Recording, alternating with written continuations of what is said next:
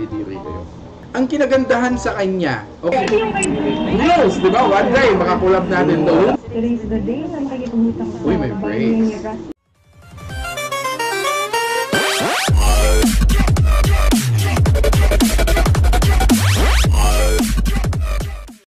Okay, what's up mga kalamay? Welcome back sa another video. Okay mga kalapatids, okay, another video na naman. Today's video is may react tayo about dito sa isang fancier. Yeah, tama. Fancier. Okay, na si Jennifer the Pigeon Fancier. Ano daw? Depende na kung sa paano nyo bigkasin yan. Anyway, okay. Napansin ko na to siya, nung una pa lang, sabi ko ang galing no, kasi may babaeng nag-vlog ng kalapate. Oy, wag mo na ipagsasabi. Ayan. So, titingnan natin yung channel niya and supportahan nyo din siya mga ka-G, mga galamay, mga kalapatids.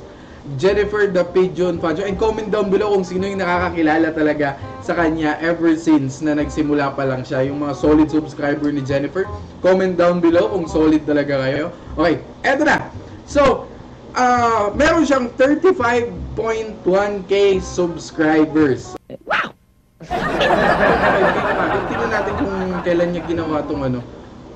November 29, 2016. Hindi ko alam kung ito yung simulan niya sa pagbablog. Okay, tingnan natin. Pwede naman nating makita dito sa videos kung kailan siya nag-upload. Madami din siyang videos parang nasa... Dad, may mga taong walang kwenta. Tingnan natin. Dami na din yung videos, no? 10 months ago. So, mag-1 year pa lang siya na nag-a-upload ng videos ng kalapate. Ayan. Most, niya, asa kaya yung most viewed niya na video. Tapos, titingnan natin. Loads. Popular. Ito ang pinaka-popular niya. 164k. Ito, panoorin natin to. Mag-react tayo dito. Tingnan natin yung ilang minutes to. 13 minutes. Ang ganda niya. Maganda siya, no? Maganda siya para sa nagkakalapate. Ang daming magagandang nagkakalapate. Lumalaway, ang talsik. Lumalaway, ha? Uy, may brace. May brace. Sa Divisoria, actually dapat kikita kami sa Cloverleaf. Tapos bilaan ng schedule namin family doon sa Divisoria dahil may bibili kami. Sabi ko, kapag...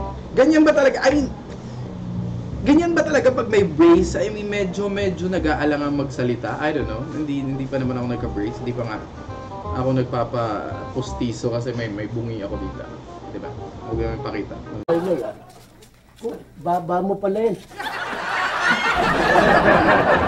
Ang kinagandahan sa kanya, okay, bukod sa maganda siya, is yung loft niya is nasa taas talaga nung ng bahay nila, nasa rooftop talaga. So, nakita ko to na umuwi talaga sa kanya yung mga ibon. And grabe ang aamo ng mga ibon niya sa kanya kasi inakay pa lang, hina-hand feed niya na.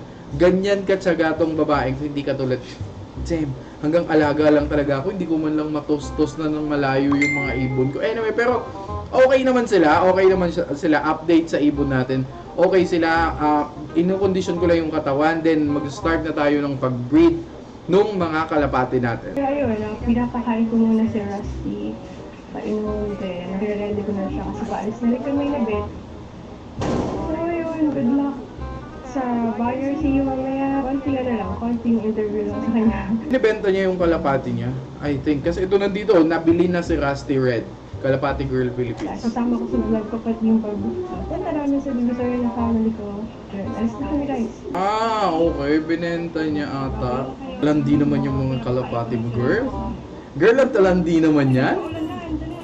So, yun na nga. Na-timingan pa natin. Yung video na yun is nagbebenta talaga siya ng kalapati. I don't know kung talagang binibusiness niya to or talagang eto lang na inakay yung ibebenta niya. So, ipa-fast forward natin ng konti dun na mismo sa, alam mo yun, about sa kalapate. I think, nag-aantay siya. Huwag niyong pinag-aantay yung babae, okay? Buti pa sila na-meet na nila si kalapate, girl. I mean, one day, who knows, di ba? One day, makakulab natin to, who knows? Okay? maganda talaga yung ano, yung kalapate. Pag babae daw maliit yung ulo, pero pag lalaki daw malaki yung ulo.